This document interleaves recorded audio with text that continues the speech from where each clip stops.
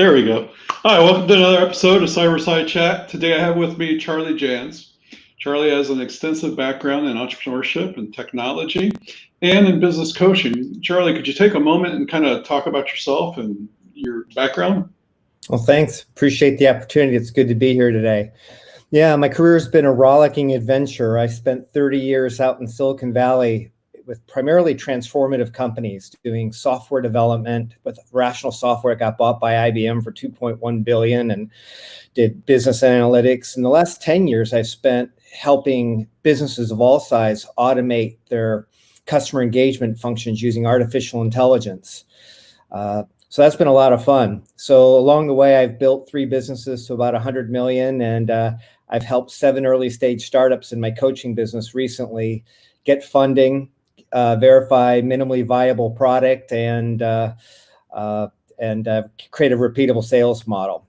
But recently, my wife and I got tired of living out in Silicon Valley, so we looked around for a business-friendly climate. We found South Florida, and we decided to spend the rest of our lives working on building our community by building businesses that help other businesses grow and support members of the community like the elderly and foster children.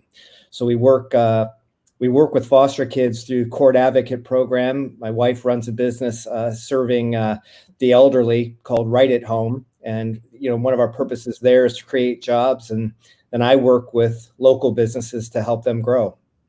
That's fantastic, Charlie. That's great that you're doing so much for the local economy and you're helping out charities. We do a lot with charities, and if I could focus my business 100% on just helping charities, I would. They help make the world a better place. Focal point coaching and training. Can you talk a little about what that is and what you do there?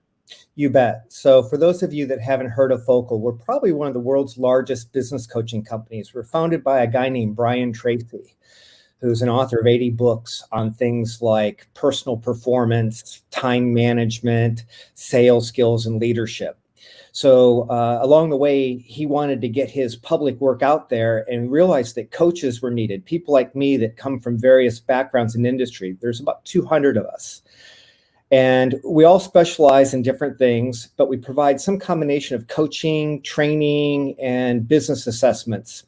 So for me personally, I work primarily with growth-oriented businesses that are oriented towards value creation. So a lot of tech companies, a lot of professional services companies that want 3 things. They want to accelerate growth of their business. They want to build a team and the systems to scale the business. And they want to plan and execute along the way so that the business exits in a way that meets their goals, which could be to hand the family business over to a new generation, or it could be to sell the business to a corporation. Cool. So I think you probably are aware of this by now, but Palm Beach County and South Florida in general, they have a massive tech community. The IBM PC was manufactured here, and from IBM and that footprint, so many businesses have expanded and just exploded. I used to work for Motorola in their Boynton plant and doing paging. And I know a number of engineers that went off and started startups there. So there's a ton of tech here. There's an organization called Palm Beach Tech. It's run by my friends Joe and Nikki. And that's a great organization. I think it's something you should definitely get involved with. I think I even mentioned that at one point. So, yeah, I'm a member. They run great meetings, and a lot of great people participate in the webcast. Good. Yeah. They're doing a ton of webcasts this week. In fact, seen a few of them from other IT companies similar to my own, doing some stuff around, I think hosted desktops, one of them, and there's some other ones. But let's get back to COVID-19. So our goal today is to talk about things that are, to give ideas and ways that business owners, CEOs, and leaders can leverage technology or do things in a different way as they're looking to cope with what's been going on around COVID-19 and just where things are. So when we think about COVID-19, we started this by being pushed into the deep end of the pool, right? We didn't really know what was going on, and boom, we were dropped in neck deep in the water. Yep. For many, they've started to make that way towards the stairs, and we're about waist level now. and we see where the end of it is. But I'm curious, with your work with different business owners and organizations, what have you seen over the last 2 months that's changed that you think other business owners should be doing? Well, I think it's worth mentioning, though, that the tide had been rising for quite a while. So with the advent of mobile technology and the internet and global competition, there was a very big move for modernizing businesses, digital transformation. And a lot of that was underway. As a matter of fact, you and your business, I'm sure, are really familiar with the as a service model. So we saw software companies transform their products from a physical thing into an on-demand service like electrical utility, like Salesforce. And in the brick and mortar world, that was business models were already changing. You're seeing transportation as a service with companies like Uber, and you're seeing companies like GE not selling aircraft engines, but renting the uptime to aircraft manufacturers. So business models were really changing. But as you said, we just got thrown into the deep end because all of a sudden your employees couldn't come into work because of rules to protect other people, and your customers couldn't find you in the same way. So there was this stunned silence for a little while, especially what I watched what happened in China. And for a while, not much was happening, but quickly the human innovation spirit happens and people start finding different ways to reach their customers and innovating. And now what we're finding is, especially in China, the 40-year-old demographic who had never done online commerce before, 41% of that demographic has started using online commerce. And now that business is returning to normal in China, those people aren't leaving because the experience in a lot of ways is superior in terms of customer intimacy, recognition of your preferences, lower cost, and being able to buy something whenever you want. So I don't think life is ever going to return to normal, and we're seeing that in China. You know what I think is interesting is I kind of noticed, you remember when Amazon said, hey, we're going to start delaying everything that's not essential, and it's going to be a couple weeks. We still have a ton of e-commerce companies we work with. When we started the company, we were focused on e-commerce. I was focused on e-commerce. And I've seen a lot of our e-commerce customers that were just doing business on Amazon because they had no choice. That's where the eyeballs were. They've started to bring that business back to their own storefront, and they're building their list and they're growing it. And I feel like, Amazon, granted, Amazon's still 50% of the e-commerce market, but I feel like these smaller merchants have started to see that. So I think that's a change we've seen. I know that a lot of businesses that weren't e-commerce before have moved towards e-commerce or scheduling. Look at the furniture stores. You can schedule an appointment to go in the furniture store and pick out your furniture. Excuse me.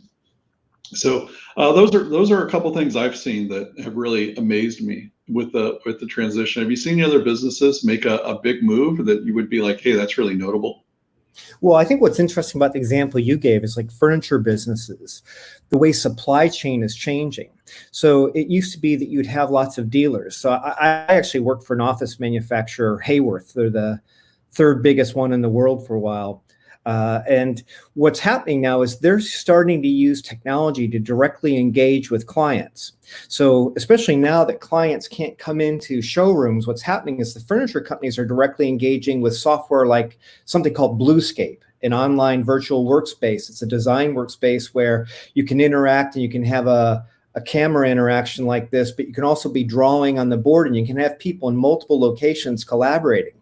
So what's happening now is that it's changing distribution channels so that manufacturers can go straight to working with end consumers. And in a similar way, the dealers and the retail stores that you're mentioning are finding new ways of building intimacy with clients where sales are actually going up. Yeah, I've seen a lot of companies that were in different lines of businesses that have pivoted as a result of this and started manufacturing PPE or hand sanitizer. I've seen a lot of the local distilleries start to manufacture hand sanitizer because no one's going to, well, I mean, alcohol's been through the roof, right? But still, they're losing that foot traffic and they needed to pivot. They said, hey, look, people aren't going to the bars. They're not buying, our spirits. What else can we do? And they've pivoted really quickly. You touched on engagement, and I think engagement's really important. And before I get going any further, I just want to mention that if you're tuned into the video, we've got about a dozen people tuned in so far. If you tuned in, I'd really appreciate it if you gave us a little like on the like button there. That way we know that people see what's going on and they're paying attention. And by all means, please leave a comment. It's helpful for us to, if you have a question or you want something to be asked, or you think, hey, these guys are crazy, just leave us a comment and we'll adjust. We're live right now. But back to engagement. I am crazy, by the way. I come from a long line of crazy people. I knew there was a reason why I liked you. Yeah. So back to engagement. In the past, when you engaged as a business owner, it was through a meeting. Either it was a meeting in the conference room, it was a lunch out at a restaurant, or it was coffee at the coffee shop. Engagement's kind of changed now. In the last 2 months, I think a lot of businesses have really picked up on it and have pivoted. What have you seen that you think, hey, that works and that's great? Oh gosh, there's so much. So a lot of you that weren't used to using video conferencing, it might have been tough the first couple of times you started meeting with your customers, but you find it works pretty well.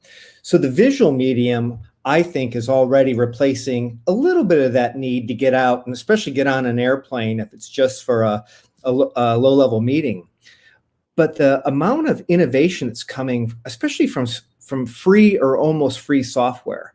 One of my favorite hacks that I've seen recently is, now that so many people are working from home, I'm seeing leaders having each direct report state their goals on WhatsApp or on Slack channel each day.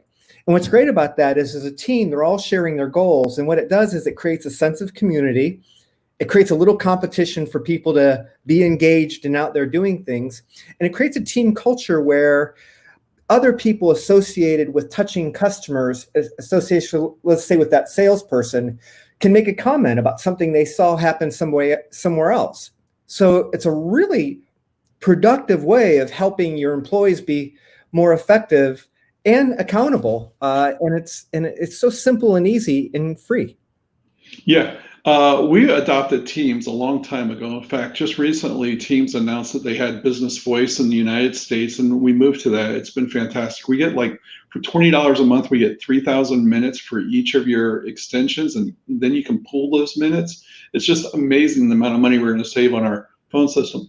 But with Teams, the fact that I can engage with my customers right away, one-on-one, and share information, or share a note real quick. If we're working on something for them and we see a problem, it's not, hey, I got to pick up the phone call or I got to give them an email. I can just pop them a message on Teams real quick. That's been great. A friend of mine, Chris Palermo with GCN Solutions, he mentioned that at the end of the day, each day, they have a stand-up meeting with their team and they talk about what went well that day. Because in a lot of times like this, people are focused on the bad and the negative. They focus on the good. And he says that's really helped the team. It supercharges them at the end of the day, sends them home going, all right, we had a great day, things went well, and prepares them for the next day. I thought the idea of having a stand-up meeting at the end of the day with, hey, what went well, is a great.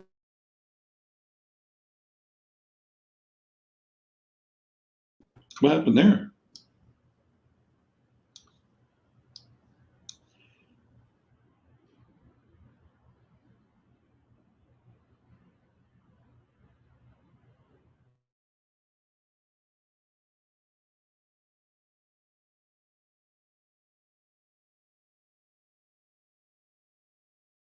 Charlie, can you hear me?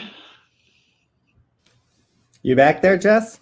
I am. Let's see what happened. That was the first time. So we use a program called StreamYard for this, and that is the first time StreamYard has let me down in about 16 different streams. Well, there's a thunderstorm outside up here where I'm at, so maybe that's part of it. That might be it. So, well, that's good. That tells us to stay on point and keep going, right? Absolutely. So, one of the things I think is really exciting is the ideas of artificial intelligence, data mining, machine learning, and specifically chatbots and virtual agents. The value they can bring to businesses are just phenomenal, in my opinion. I was wondering if you could speak to the benefits that business owners maybe aren't aware of with all these technologies, and maybe some examples of how they're being used or how they could be used that they're not aware of. Yeah, that's great. Thanks for asking. So I'm actually working. I've done a lot the last couple of years with conversational intelligence. As a matter of fact, I'm working locally with a South Florida company called Track 365 that is starting with transcription software, but they're adding artificial intelligence, particularly for sales scenarios, where the software itself grades the conversation from a sales manager's perspective or from a sales rep's perspective or from an SDR's perspective, and helps them learn from each conversation. And it helps identify words of objection from the client. So it really complements the technologies that are being used today. Matter of fact, the clients that are using that are using it with Teams, or they're using it with Zoom. And you have an added benefit. Speaking of analytics, is once it's in that textual form, it makes it really easy for existing analytics packages to provide reports that help you make your product better and make your service better. So that's one example. And there's a whole bunch of technologies being tailored for different use cases there. You mentioned chatbots. I most recently was head of sales out in Silicon Valley for a company called Avamo. We were a conversational AI company. We actually built initially chatbots, those little web icons that show up on your website. But we were able to take that same technology and make it voice enabled. And we did things like work with Anheuser-Busch in the country of Brazil for allowing bar owners to place orders through the WhatsApp channel, just speaking into their phone. And you could place an order, you could check the status of an order, and you could even do a cooler repair with various accents and everything else. One of the advances there is that the machine learning and the human guided learning tools have gotten so good that those experiences have gone from a little sketchy to being beautiful, even modeling human prosody, the pause. Like a computer doesn't pause when it's thinking, but human prosody puts that process in there to make it feel more comfortable to us. So that's why Siri says, let me go see. She's already on it.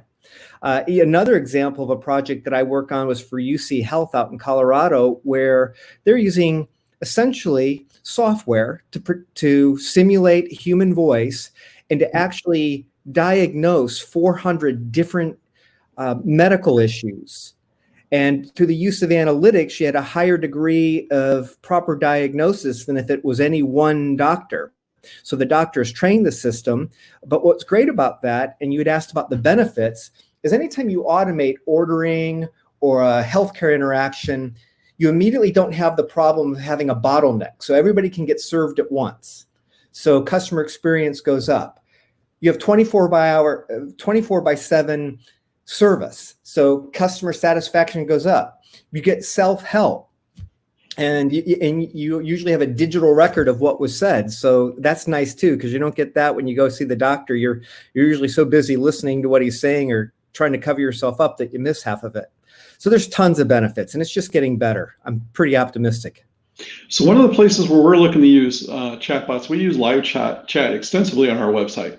We find that people are more prone to use the chatbot or use chat than they are to send an email, because they get that instant interaction. They don't have to pick up the phone. They just, right there, we've got somebody, they're working on it, and they're going to take care of it. So we've been looking at chatbots there, where we'll train the chatbot on our knowledge base so that when they ask a question, we can start to drill in and either get them the article or shortcut the back and forth they would have with one of our engineers to start troubleshooting the problem, right? Because when you get in, let's say it's I can't log into my email. Okay, well, what's your email domain?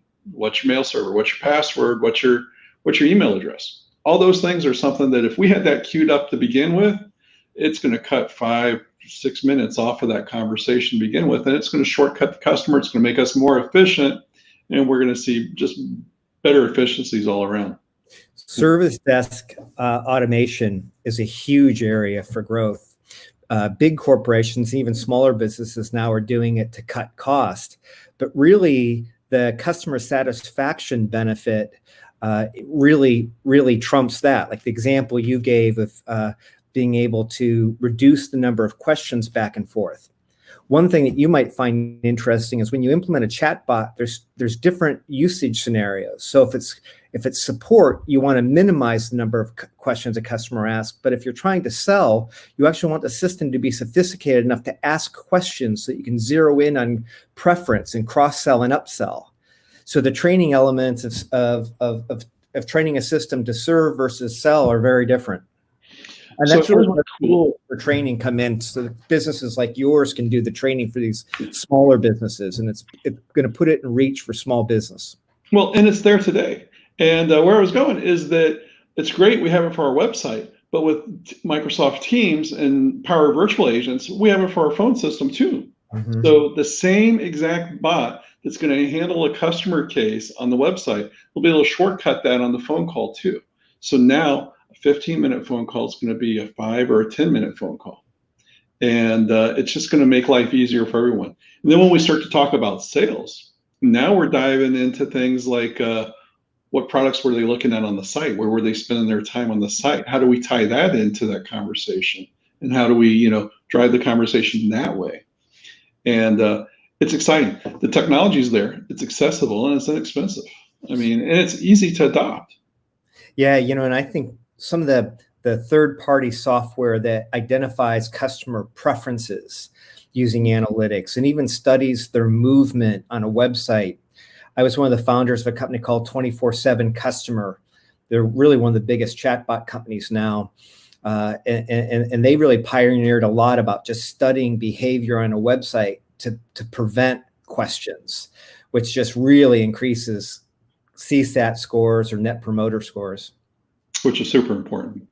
So Charlie, as we continue to make our way back to whatever the new normal is going to be, I think we all agree that the way business was and the way life was is going to change to some level. Yeah.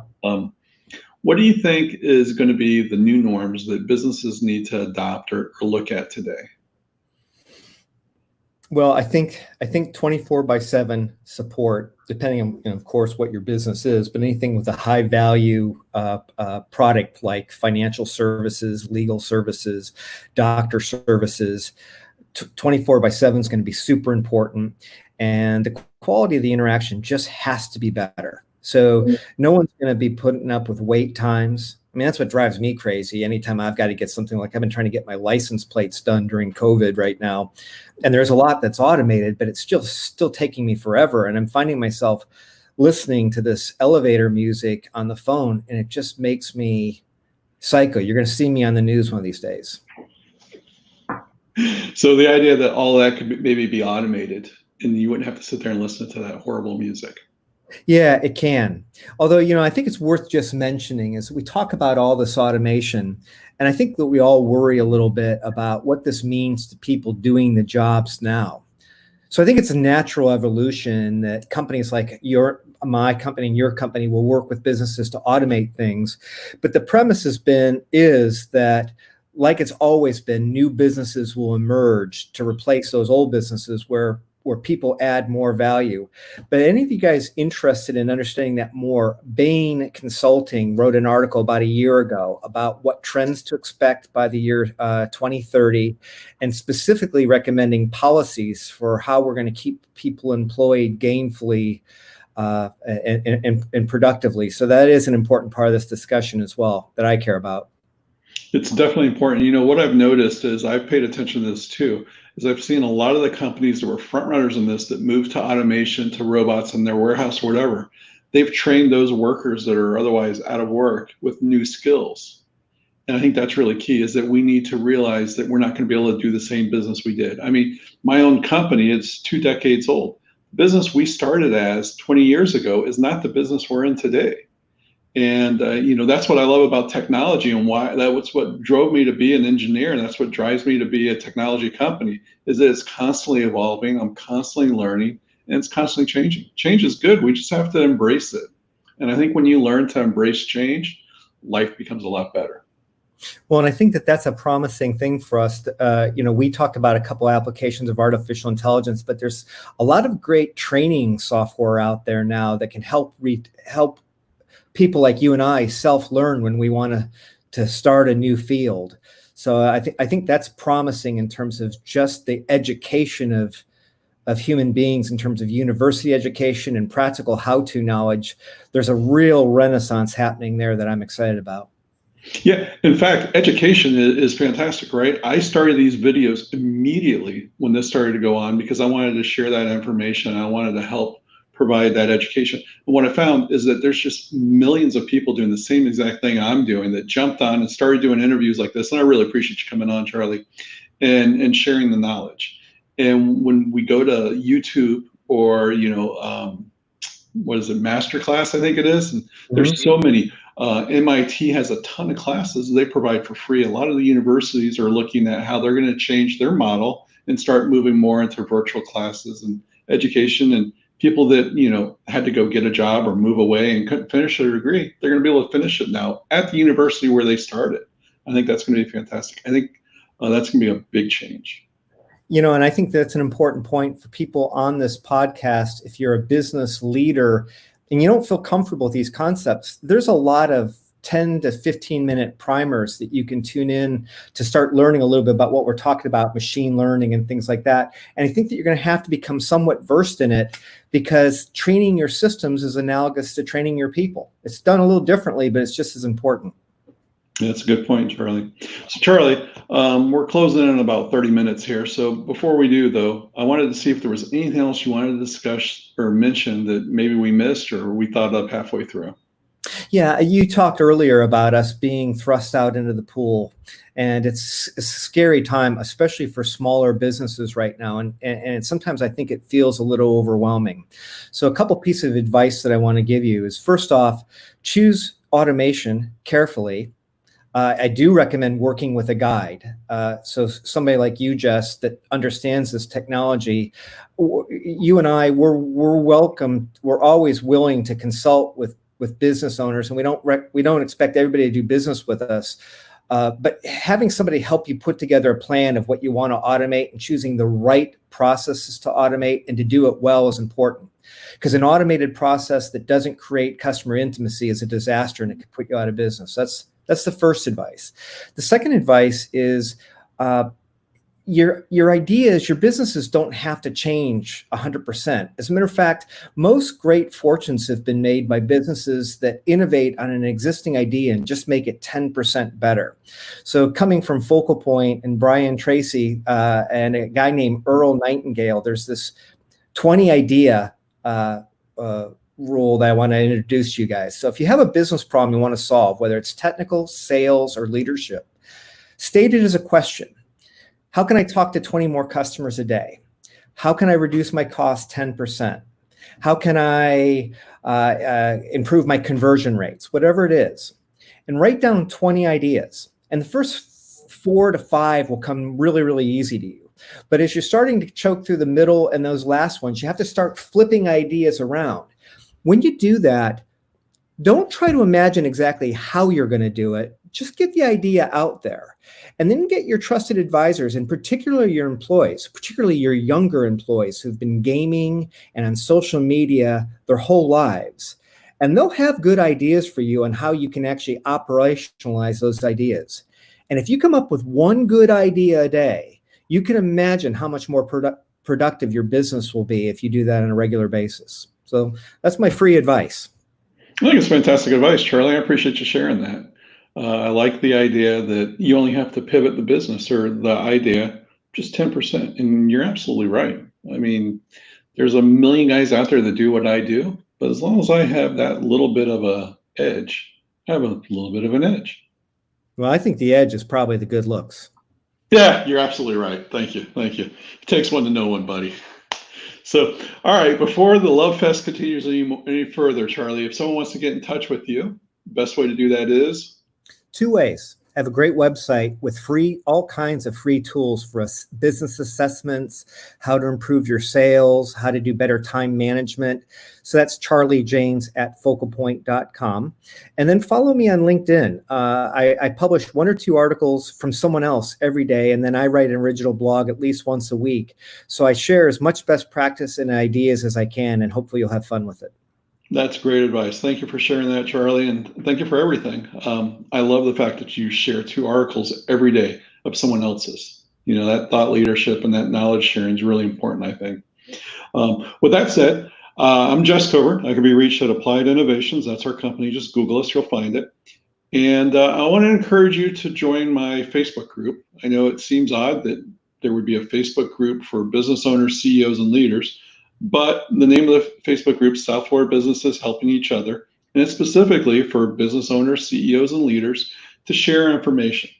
It's not to share, your sale of the day. It's to share information that's helpful to others, like this conversation, like the tips that Charlie mentioned, that article Charlie mentioned, and the books he mentioned. So that's what we're doing there. I hope you'll join us. I appreciate you tuning in to the video live and to listening to the podcast. And again, I'm Jess Coburn with Applied Innovations, and this has been Cyberside Chat. And Charlie Jans with Focal Point Coaching has been my guest today. Charlie, thank you so much. You're welcome. Great seeing everybody.